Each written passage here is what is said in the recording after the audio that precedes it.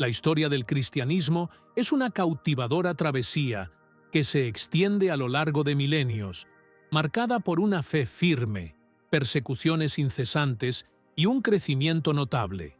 Comienza en la sencilla ciudad de Belén, con el nacimiento de un niño. Este no era un niño cualquiera, era Jesús, anunciado por profetas y destinado a transformar la historia de la humanidad. Jesús nació de una virgen llamada María, el Mesías prometido que traería la salvación al mundo. El nacimiento de Jesús, predicho siglos antes por profetas, representó un cambio crucial en la historia. Las profecías que se susurraron de generación en generación encontraron su cumplimiento en un humilde establo bajo un cielo lleno de estrellas. Si te interesa conocer más sobre la fascinante historia del cristianismo y los eventos que marcaron el curso de la humanidad, te invitamos a suscribirte a nuestro canal. No te pierdas ninguna de nuestras próximas exploraciones sobre la fe y sus profundas raíces. El río Jordán fluía como símbolo de purificación y renovación. Fue allí donde Jesús, ya adulto, eligió ser bautizado por Juan el Bautista. Este acto de humildad, identificándose con la humanidad y su necesidad de arrepentimiento, marcó el inicio de su ministerio público. Al salir del agua, los cielos se abrieron y el Espíritu de Dios descendió sobre él como una paloma, un signo de unción divina y poder. Guiado por el Espíritu, Jesús se adentró en el desierto árido de Judea, donde durante 40 días y noches ayunó y oró, preparándose para las pruebas que vendrían. Fue en este tiempo que Satanás, el tentador, se le acercó, tratando de aprovechar su vulnerabilidad para desviarlo de su propósito divino. Pero Jesús, armado con la palabra de Dios, resistió cada tentación, saliendo victorioso y listo para iniciar su misión. La región de Galilea, en el corazón del antiguo Israel, se convirtió en el centro del ministerio terrenal de Jesús. Allí enseñó con autoridad y compasión, revelando las verdades del reino de Dios. Sanó a los enfermos, expulsó demonios y restauró cuerpos y espíritus quebrantados. Proclamó buenas noticias a los pobres y ofreció esperanza a los perdidos. A través de sus milagros y enseñanzas, Jesús mostró el poder y el amor de Dios, atrayendo multitudes que se maravillaban con sus palabras y hechos. Entre esas multitudes, un grupo selecto de hombres fue llamado a seguirlo más de cerca. Eran los discípulos, pescadores, recaudadores de impuestos y celotes, que se convirtieron en sus compañeros más cercanos y alumnos. Jesús dedicó su vida a enseñarles, guiarlos y prepararlos para que continuaran su obra tras su partida. Estos 12 apóstoles serían la base de la iglesia primitiva, llevando el evangelio a todas partes del mundo. A lo largo de su ministerio, Jesús hizo afirmaciones audaces sobre su identidad. No solo hablaba sobre Dios, afirmaba ser uno con Dios, el Emanuel prometido, que significa Dios con nosotros. Esta afirmación no era solo un título, era la revelación de su naturaleza divina, la encarnación del amor y la presencia de Dios en forma humana. Era el puente entre el cielo y la tierra, la expresión suprema del deseo de Dios de conectarse con la humanidad. Desde el principio, Jesús sabía que su camino terrenal culminaría en un sacrificio. No vino para ser servido, sino para servir y dar su vida como rescate por muchos. Ese era su propósito final, cargar con el peso del pecado de la humanidad y ofrecer un camino de reconciliación con Dios. Aceptó la cruz de manera voluntaria, consciente de que era la única forma de romper las cadenas del pecado y la muerte, ofreciendo vida eterna a todos los que creen en Él. En un jardín llamado Getsemaní, bajo el manto de la noche, Jesús fue traicionado por uno de sus propios discípulos, Judas Iscariote. Este acto de traición desencadenó una serie de eventos que llevarían a la detención de Jesús, su juicio y, finalmente, su condena. Fue falsamente acusado, burlado y sentenciado a morir en la cruz, una forma brutal y humillante de ejecución reservada para los peores criminales. En una colina llamada Gólgota, a las afueras de Jerusalén, Jesús fue clavado en una cruz de madera.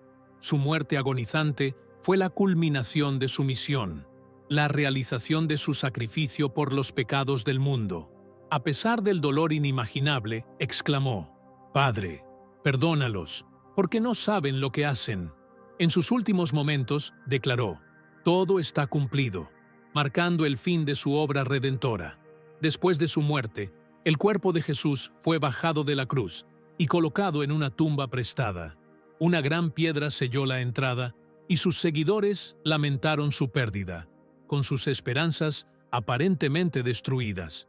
Pero la historia no termina ahí, porque al tercer día ocurrió algo milagroso, algo que cambiaría el mundo para siempre. La piedra fue removida y la tumba estaba vacía. Jesús había resucitado de entre los muertos, tal como lo había prometido. Su resurrección no fue solo un evento histórico, fue la victoria sobre el pecado y la muerte, un testimonio del poder de Dios y la base de la fe cristiana. A través de su resurrección, tenemos esperanza en la vida eterna, una promesa de una vida nueva, tanto ahora como en el más allá. Después de su resurrección, Jesús pasó 40 días con sus discípulos, enseñándoles y preparándolos para la misión que les esperaba. Les prometió enviarles otro Consolador, el Espíritu Santo, que los capacitaría para continuar su obra. Luego, en una gloriosa ascensión, fue elevado hacia las nubes y llevado al cielo, dejando a sus seguidores con la promesa de su regreso. 50 días después de la resurrección de Jesús, sus seguidores estaban reunidos en Jerusalén, esperando y orando tal como Él les había indicado. De repente, un viento poderoso llenó la sala y lenguas de fuego aparecieron sobre sus cabezas. Era la llegada del Espíritu Santo, el Consolador prometido, que les otorgaba valentía y dones sobrenaturales para proclamar el Evangelio al mundo. Empoderados por el Espíritu Santo, los discípulos comenzaron a predicar en Jerusalén con resultados sorprendentes. Miles de personas se arrepintieron de sus pecados y fueron bautizadas en el nombre de Jesús. La iglesia creció rápidamente, atrayendo a personas de todas las clases sociales, judíos y gentiles por igual, unidos por su fe en el Señor resucitado. Conforme la iglesia crecía en número e influencia, también enfrentaba oposición. Surgieron persecuciones, obligando a muchos cristianos a huir de Jerusalén y dispersarse por Judea y Samaria. Sin embargo, esta persecución, lejos de detener la expansión del Evangelio, la impulsó, ya que estos creyentes dispersos llevaban consigo el mensaje de Jesús a donde quiera que fueran. Una de las conversiones más impactantes en la historia del cristianismo fue la de Saulo de Tarso, un devoto judío y feroz perseguidor de la iglesia primitiva. Mientras viajaba hacia Damasco para arrestar cristianos, fue cegado por una luz brillante y confrontado por el Jesús resucitado. Este encuentro transformó a Saulo, llevándolo al arrepentimiento y convirtiéndose en uno de los apóstoles más influyentes de la iglesia primitiva, conocido como el apóstol Pablo. En la bulliciosa ciudad de Antioquía surgió una comunidad vibrante y diversa de creyentes, conocida como la Iglesia de Antioquía. Esta iglesia desempeñó un papel crucial en la expansión temprana del cristianismo, convirtiéndose en un centro de actividad misionera y evangelización hacia el mundo gentil. Desde Antioquía, Pablo y Bernabé emprendieron sus viajes misioneros pioneros, llevando el Evangelio a nuevas tierras y estableciendo iglesias entre los gentiles. Impulsado por una ardiente pasión por compartir las buenas nuevas de Jesucristo, el apóstol Pablo realizó una serie de viajes misioneros que cambiarían para siempre el panorama del cristianismo. Sus viajes lo llevaron a través del Imperio Romano, desde las regiones de Galacia, en Asia Menor, hasta las bulliciosas ciudades de Macedonia y Acaya en Grecia, proclamando el mensaje de salvación y estableciendo nuevas iglesias a lo largo del camino. El primer viaje misionero de Pablo se centró en la región de Galacia, una provincia en Asia Menor, actualmente Turquía. Viajó de ciudad en ciudad, predicando en sinagogas y mercados, proclamando el mensaje de Jesús. Enfrentó oposición tanto de líderes judíos como de autoridades romanas, pero perseveró, estableciendo iglesias y nombrando ancianos para guiar estas nuevas comunidades de fe. El segundo viaje misionero de Pablo lo llevó hacia el oeste, cruzando el mar Egeo, hacia las regiones de Macedonia y Acaya, en la actual Grecia. Visitó ciudades como Filipos, Tesalónica, Berea y Corinto, plantando iglesias y nutriendo estas comunidades incipientes. Encontró tanto oídos receptivos como feroz resistencia, pero su compromiso inquebrantable con el Evangelio llevó al establecimiento de comunidades cristianas prósperas, que continuarían floreciendo mucho después de su partida. Dondequiera que Pablo viajaba, plantaba iglesias, cuidándolas como un jardinero cuida sus plantas jóvenes. Estableció comunidades de fe, enseñándoles la doctrina cristiana y nombrando ancianos para supervisar su crecimiento y desarrollo. Estas iglesias se convirtieron en faros de esperanza en un mundo lleno de oscuridad, ofreciendo un mensaje de salvación y una nueva forma de vida centrada en las enseñanzas de Jesús. Los viajes misioneros de Pablo no solo se trataban de expandir geográficamente el Evangelio, sino también de consolidar las bases teológicas de la iglesia primitiva. Escribió cartas, conocidas como epístolas, a las iglesias que había fundado, abordando cuestiones doctrinales, ofreciendo orientación y alentándolos en su fe. Estas cartas, ahora parte del Nuevo Testamento, se convirtieron en textos fundamentales para la doctrina cristiana, moldeando la comprensión de la fe, la salvación y la vida cristiana para generaciones futuras. El ministerio de Pablo no estuvo exento de desafíos. Enfrentó la oposición tanto de líderes judíos, que veían su mensaje como una amenaza a sus tradiciones, como de autoridades romanas, que consideraban al cristianismo un movimiento subversivo. Fue encarcelado, golpeado y naufragó, pero permaneció firme en su compromiso con el Evangelio, soportando dificultades y persecuciones por amor a Cristo y la expansión de su reino. Los primeros cristianos enfrentaron persecuciones implacables por parte del Imperio Romano. En el año 64 después de Cristo, un devastador incendio arrasó Roma, destruyendo gran parte de la ciudad. El emperador Nerón, buscando desviar la culpa y apaciguar al público, acusó falsamente a los cristianos de haber iniciado el incendio, desatando una ola de brutales persecuciones contra ellos. Entre las víctimas de las persecuciones de Nerón se encontraban dos de las figuras más prominentes de la iglesia primitiva, los apóstoles Pablo y Pedro. Pablo, como ciudadano romano, fue decapitado en Roma, mientras que Pedro, según la tradición, fue crucificado cabeza abajo, eligiendo una forma de ejecución que consideraba indigna de imitar la crucifixión de su Señor. La muerte de ambos se convirtió en un símbolo poderoso de fe inquebrantable y compromiso con Cristo, incluso ante la muerte. Bajo el reinado de Nerón, los cristianos fueron sometidos a formas de tortura y ejecución espantosas. Fueron lanzados a bestias salvajes en arenas, quemados vivos como antorchas humanas y crucificados en ejecuciones masivas. Su fe inquebrantable ante tanta brutalidad se convirtió en un testimonio del poder del Evangelio y una fuente de inspiración para las generaciones venideras. Su valentía y resistencia frente a la persecución sirvieron como un testimonio poderoso de la verdad de su fe. En el año 70 después de Cristo, una rebelión judía contra el dominio romano provocó un devastador sitio de Jerusalén. El ejército romano, liderado por el general Tito, capturó la ciudad, destruyó el segundo templo y dispersó a la población judía. Este evento, predicho por Jesús, marcó un punto de inflexión significativo en la historia judía y tuvo un impacto profundo en la comunidad cristiana primitiva. El emperador Domiciano que gobernó entre el 81 y el 96 después de Cristo, continuó con la persecución de los cristianos, exigiendo que lo adoraran como a un dios. Su reinado estuvo marcado por persecuciones generalizadas y la ejecución de muchos cristianos que se negaron a renunciar a su fe.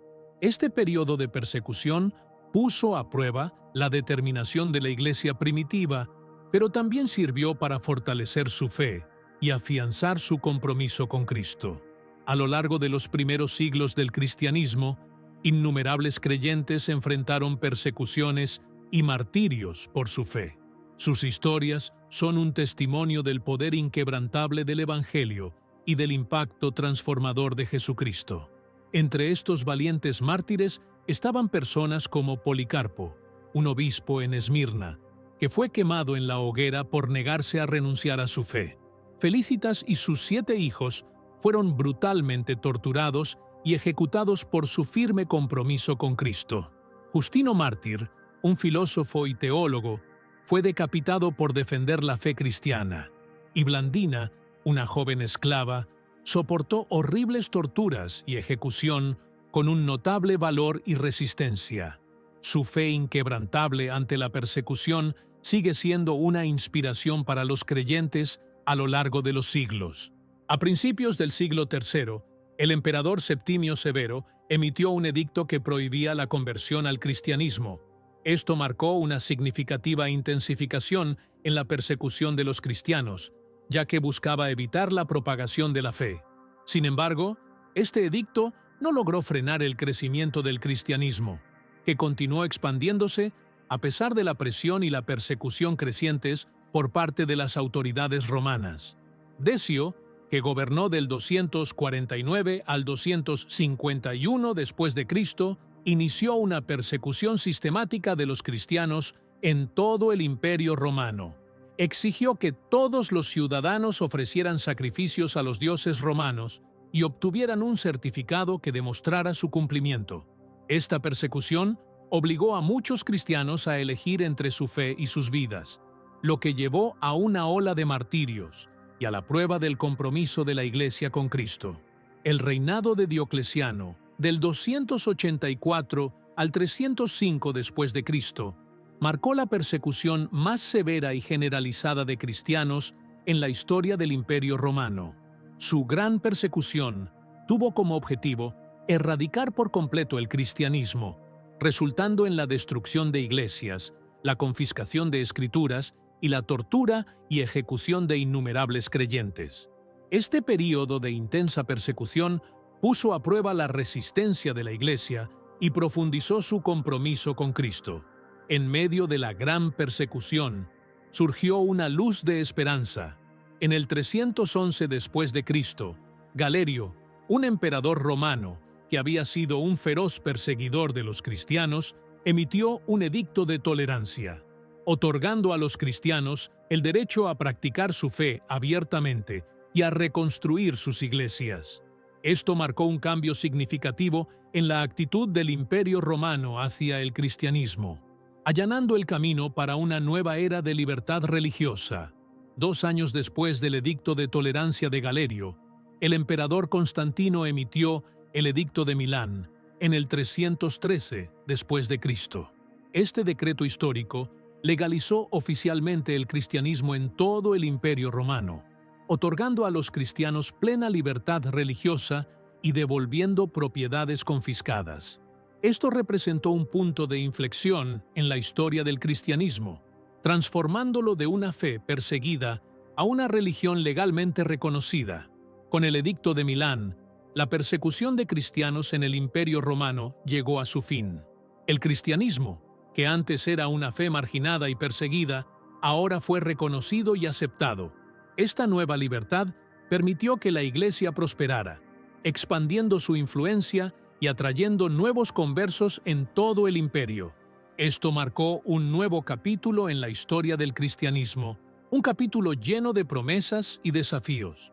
La legalización del cristianismo y su posterior adopción como la religión oficial del Imperio Romano tuvo un profundo impacto tanto en la Iglesia como en el imperio. Llevó a un rápido crecimiento en el número de cristianos, pero también trajo nuevos desafíos, mientras la Iglesia navegaba por su nueva influencia y luchaba por mantener su integridad espiritual en medio del poder y la influencia mundanos. Con la llegada de nuevos conversos, la Iglesia experimentó un período de notable crecimiento numérico. Sin embargo, este crecimiento no estuvo exento de problemas, ya que a medida que el cristianismo se volvía más común, también se volvía más vulnerable a las influencias mundanas y a la infiltración de prácticas y creencias paganas. Esto condujo a una gradual erosión de la vitalidad espiritual de la Iglesia y a un alejamiento de la sencillez de la fe cristiana primitiva. A medida que la Iglesia se expandía y absorbía elementos de la cultura romana, se volvía cada vez más paganizada. Rituales y prácticas paganas se incorporaron al culto cristiano, y las enseñanzas de la Iglesia comenzaron a mezclarse con filosofías paganas. Este proceso de sincretismo, aunque contribuyó al crecimiento de la Iglesia, también llevó a una confusión entre el cristianismo y el paganismo, comprometiendo la pureza de la fe. Con el ascenso de Constantino y la adopción del cristianismo por parte del Imperio Romano, se desarrolló una relación estrecha entre la Iglesia y el Estado. Esta alianza, aunque ofreció ciertas ventajas, también llevó a un compromiso de la autoridad espiritual y la independencia de la Iglesia. La Iglesia se vio cada vez más involucrada en asuntos políticos, y sus líderes a menudo ejercían un considerable poder político, difuminando la línea entre la autoridad espiritual y la temporal. A medida que la Iglesia crecía en poder e influencia, surgieron rivalidades y disputas entre los obispos de las principales ciudades, cada uno buscando mayor autoridad y control. Esta competencia por el poder y el prestigio llevó a divisiones dentro de la Iglesia y contribuyó a la eventual fragmentación del cristianismo en diversas ramas y denominaciones. En el siglo VI, el Papa Gregorio I, también conocido como Gregorio el Grande, recibió el título de Obispo Universal por parte del emperador Focas. Aunque Gregorio rechazó el título, sentó las bases para el eventual establecimiento del papado como la autoridad suprema dentro de la Iglesia Católica Romana. Esto representó un cambio importante en la estructura de la Iglesia, consolidando el poder en las manos del obispo de Roma. En el 607 después de Cristo, el Papa Bonifacio III reclamó oficialmente el título de Obispo Universal, consolidando el papado como la autoridad suprema dentro de la Iglesia Católica Romana. Este evento marcó el establecimiento formal del papado, que jugaría un papel dominante en la configuración del cristianismo occidental durante la Edad Media y más allá. La reivindicación de la supremacía papal ha sido un tema de debate y controversia a lo largo de la historia de la Iglesia. Los críticos argumentan que la base bíblica para la autoridad papal es cuestionable y que el papado representa un alejamiento del entendimiento de la Iglesia primitiva sobre el liderazgo y la autoridad. Señalan la énfasis de las Escrituras en el liderazgo compartido de los ancianos y el sacerdocio de todos los creyentes, como evidencia de que la concentración de poder en manos de un solo individuo no es coherente con el modelo bíblico de gobernanza de la Iglesia. Uno de los pasajes clave citados a menudo en apoyo de la supremacía papal es Mateo 16:18, donde Jesús dice a Pedro: «Y yo te digo que tú eres Pedro, y sobre esta roca edificaré mi iglesia, y las puertas del Hades no prevalecerán contra ella». Sin embargo, la interpretación de este pasaje ha sido fuente de debate continuo, con algunos argumentando que la roca se refiere al mismo Pedro, mientras que otros sostienen que se refiere a la confesión de fe de Pedro en Jesús como el Cristo, el Hijo del Dios viviente. Esta diferencia de interpretación tiene implicaciones significativas para la comprensión de la autoridad papal y la estructura de la Iglesia. A lo largo del Nuevo Testamento, Jesucristo es presentado consistentemente como el fundamento y la piedra angular de la Iglesia. En Efesios 2:20, Pablo describe la Iglesia como edificada sobre el fundamento de los apóstoles y profetas, con Cristo Jesús mismo como la piedra angular principal.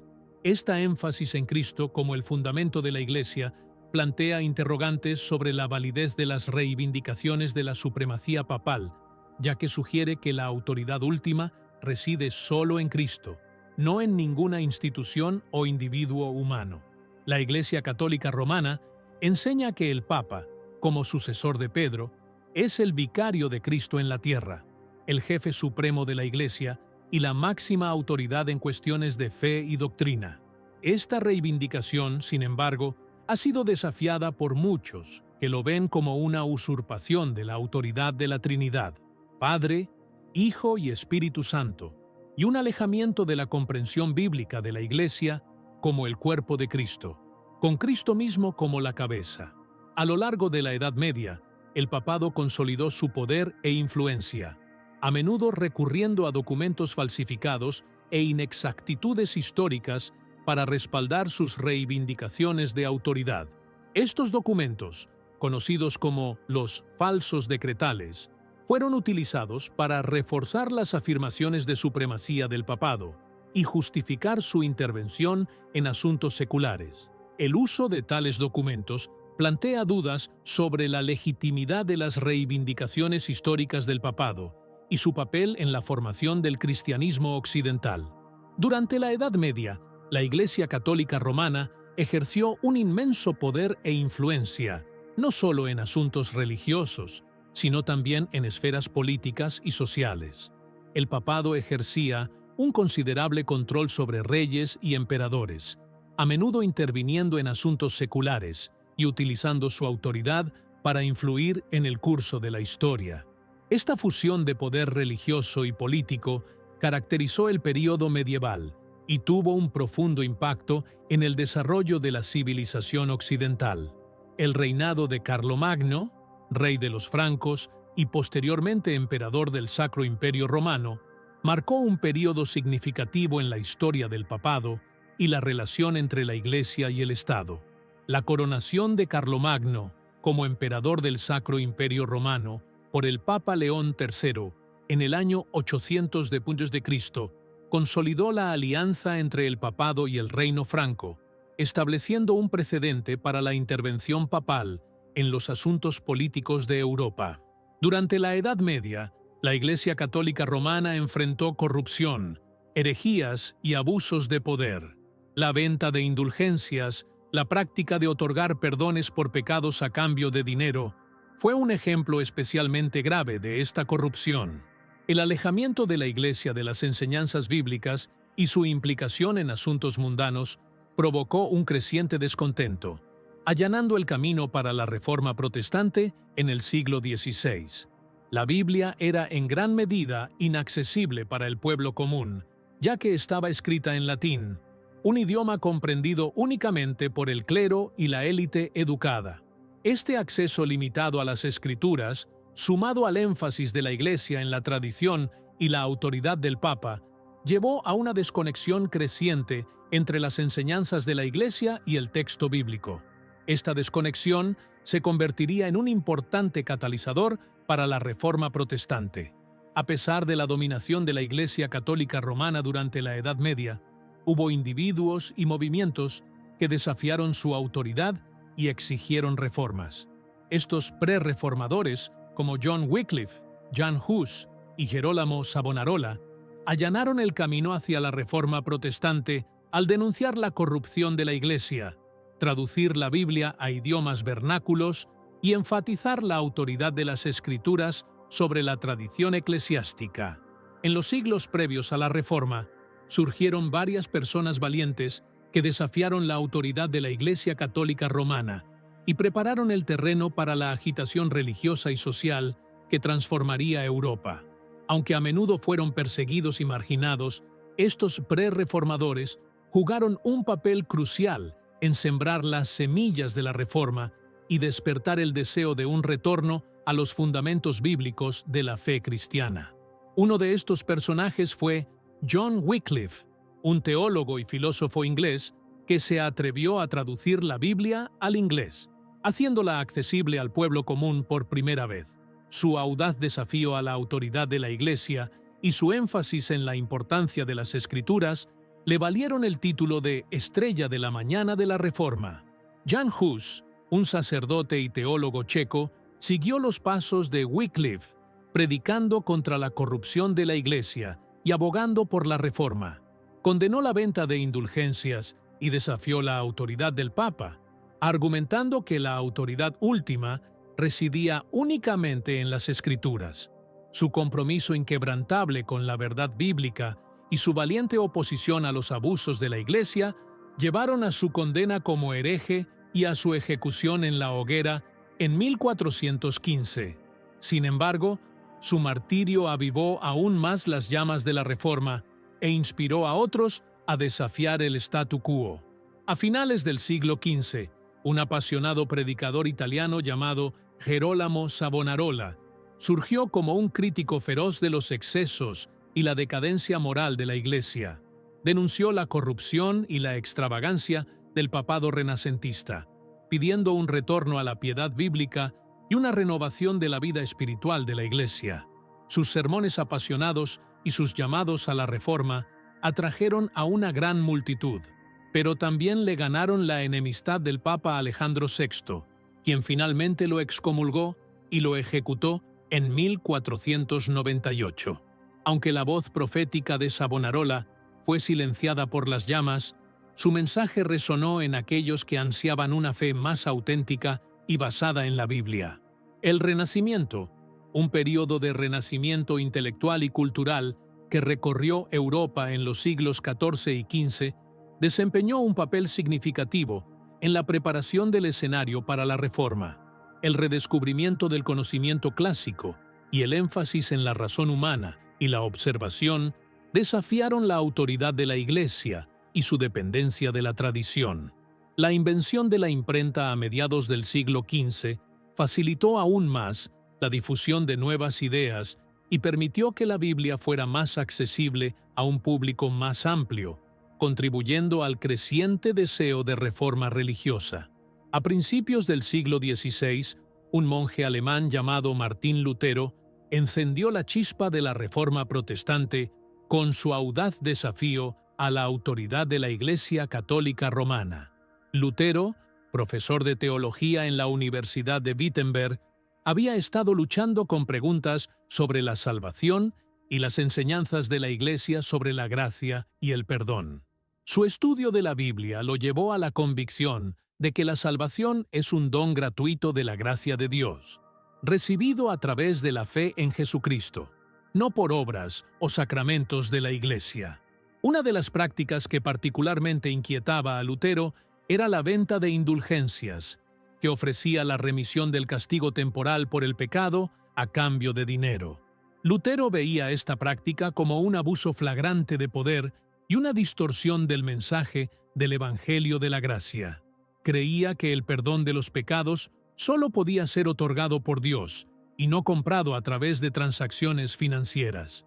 Su creciente indignación ante esta práctica lo llevó finalmente a tomar una posición pública contra la Iglesia. El 31 de octubre de 1517, Martín Lutero clavó sus famosas 95 tesis en la puerta de la iglesia del castillo de Wittenberg, en Alemania. Estas tesis, una lista de proposiciones para debatir sobre la venta de indulgencias, desafiaban la autoridad del Papa y las enseñanzas de la Iglesia sobre la penitencia y la salvación.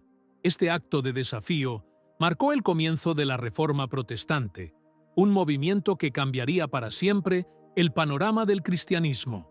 En el núcleo de las convicciones teológicas de Lutero estaba la creencia de que la Biblia es la única y última autoridad en cuestiones de fe y práctica.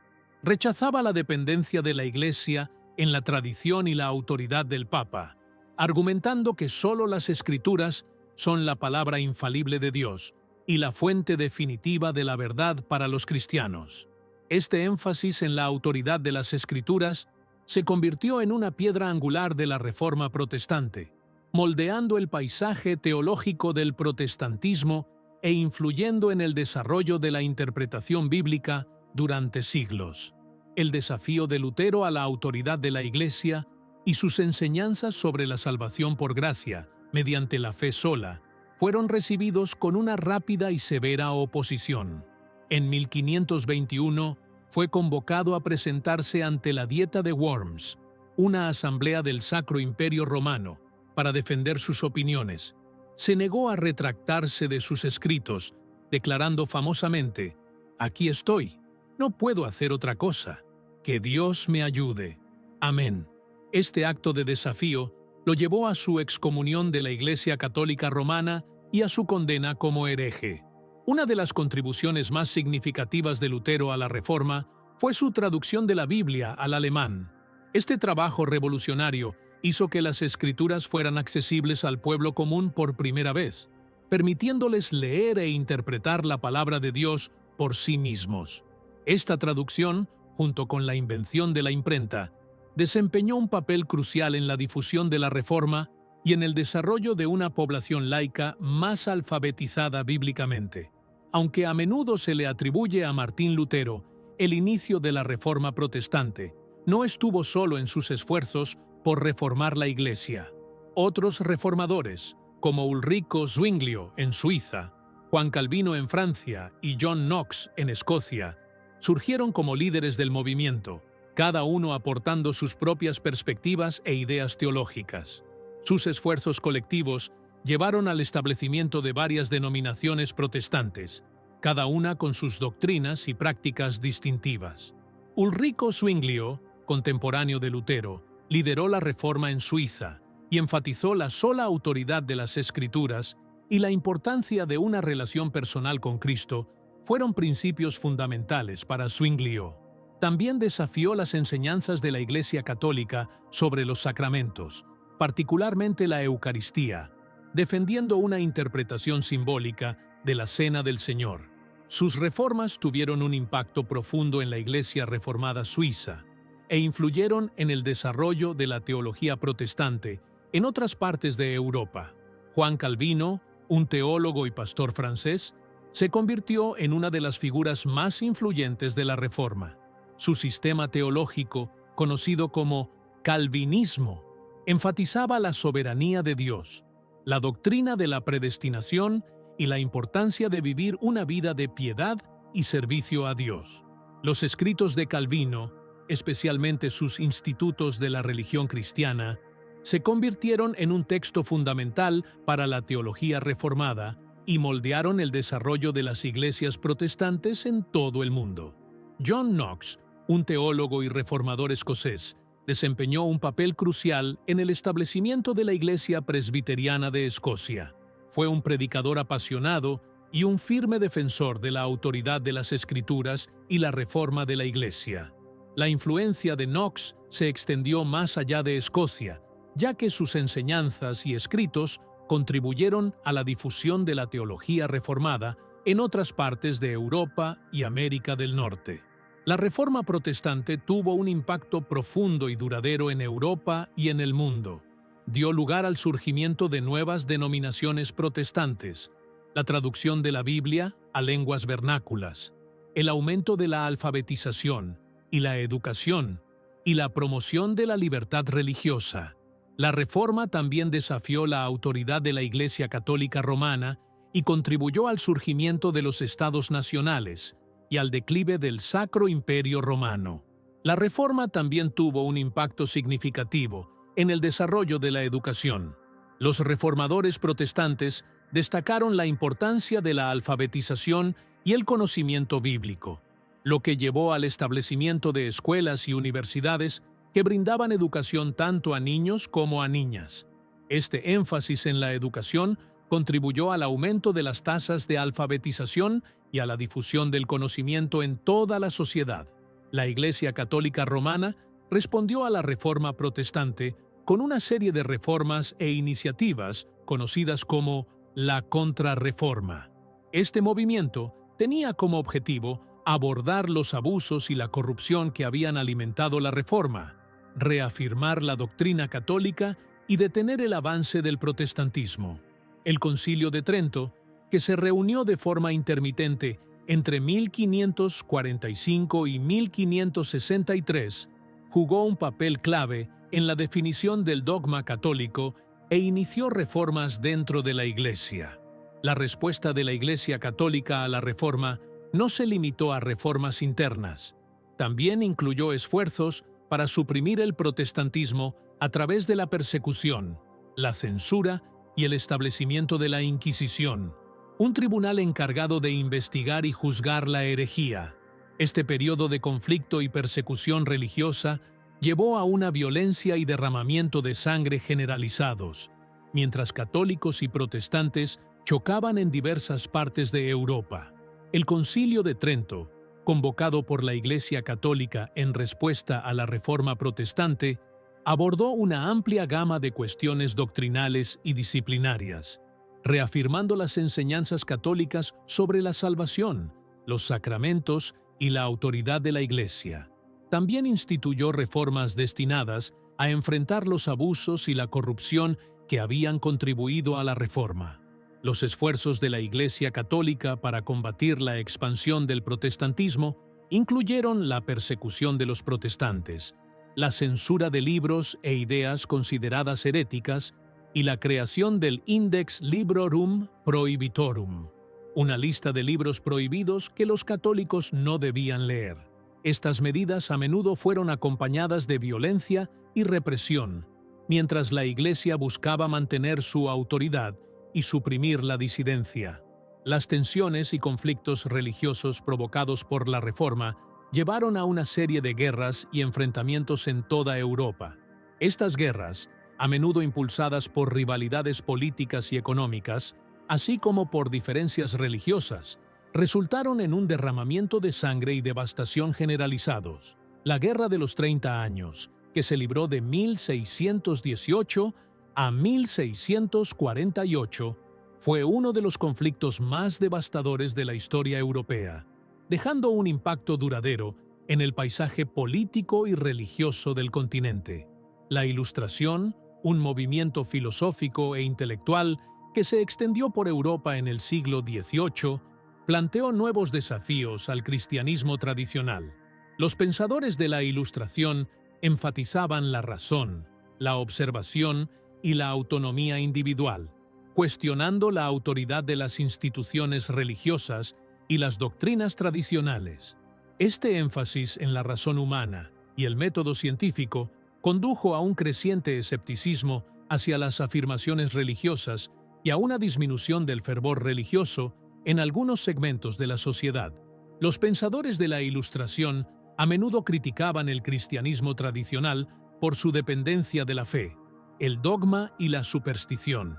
Abogaban por un enfoque más racional y basado en la evidencia para entender el mundo, cuestionando la autoridad de las instituciones religiosas y la validez de las experiencias religiosas. Este examen crítico de las creencias y prácticas religiosas contribuyó a una creciente secularización de la sociedad y a una disminución de la influencia de la Iglesia.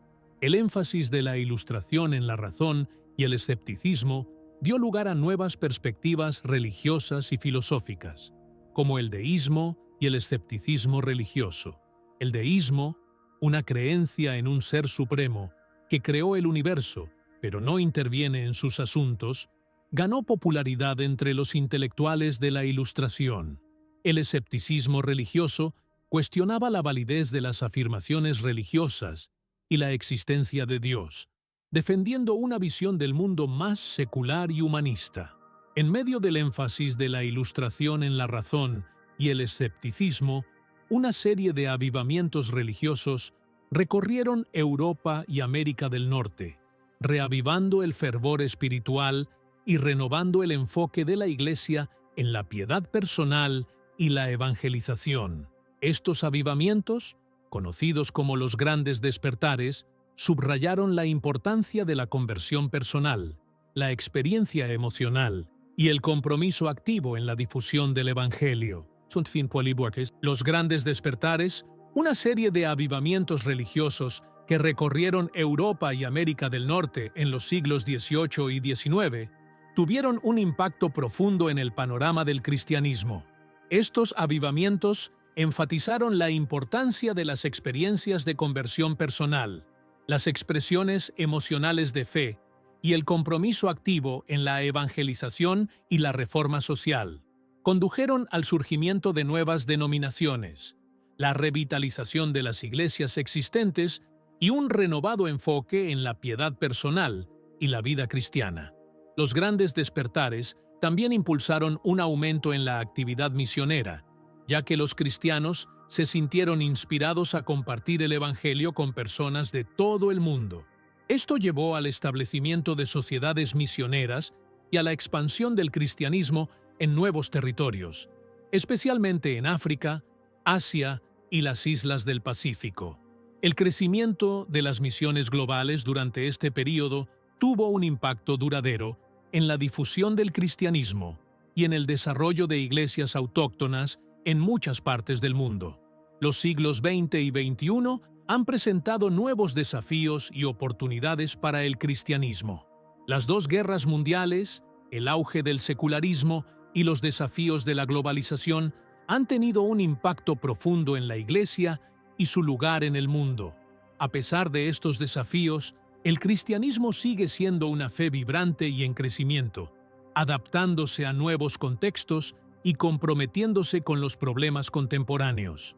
Los siglos XX y XXI han sido testigos del surgimiento de nuevos movimientos religiosos y expresiones del cristianismo, como el evangelicalismo, el pentecostalismo y el movimiento carismático. Estos movimientos, a menudo caracterizados por su énfasis en la experiencia personal, la expresión emocional y el literalismo bíblico, han atraído a millones de seguidores en todo el mundo y han moldeado significativamente el panorama del cristianismo contemporáneo. En un mundo cada vez más interconectado por la globalización, el cristianismo enfrenta nuevos desafíos y oportunidades. La Iglesia está llamada a relacionarse con diversas culturas y cosmovisiones, abordar cuestiones de justicia social e igualdad, y promover la paz y la reconciliación en un mundo a menudo marcado por conflictos y divisiones. Los desafíos de la globalización también presentan oportunidades para que los cristianos compartan el Evangelio con personas de diferentes orígenes y construyan puentes de entendimiento y cooperación entre culturas. Frente al creciente secularismo y la pluralidad religiosa, el llamado a la unidad cristiana y a la fidelidad a la verdad bíblica se ha vuelto cada vez más importante. Cristianos de diversas denominaciones y tradiciones están reconociendo la necesidad de trabajar juntos para enfrentar desafíos comunes, promover el Evangelio y demostrar el amor y la unidad que Jesús oró por sus seguidores. El mensaje central del Evangelio, la buena nueva de la salvación a través de Jesucristo, permanece inmutable a lo largo de los siglos. Es un mensaje de esperanza, perdón y transformación, que ofrece una salida del pecado y la muerte hacia una nueva vida llena de propósito y significado. El Evangelio llama al arrepentimiento, a apartarse del pecado y volverse hacia Dios, y a la santificación, un proceso de convertirse cada vez más semejante a Cristo mediante el poder del Espíritu Santo. Este mensaje de arrepentimiento y santificación es esencial para la salvación y la vida eterna. Gracias por acompañarnos en este recorrido a través de la evolución del cristianismo.